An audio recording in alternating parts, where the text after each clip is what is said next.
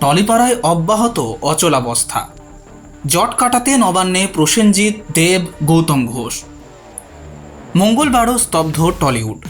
Federation বনাম পরিচালকদের সংঘাতে বন্ধ সিনেমা, সিরিয়াল, ওটিটি শুটিং।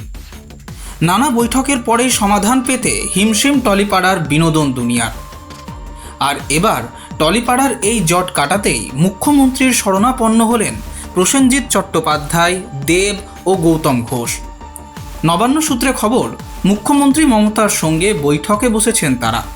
মুখ্যমন্ত্রী পুরো পরিস্থিতি সম্পর্কে খুঁটিয়ে জেনে নিয়েছেন তাদের কাছ থেকে। এই বৈঠকে ছিলেন অরূপ বিশ্বাসও। সূত্র বলছে, বুধবার থেকেই ফের সিরিয়াল, সিনেমা, ওটিটির শুটিং শুরু হবে। সমাধান মিলেছে এদিন। Bureau report, express news.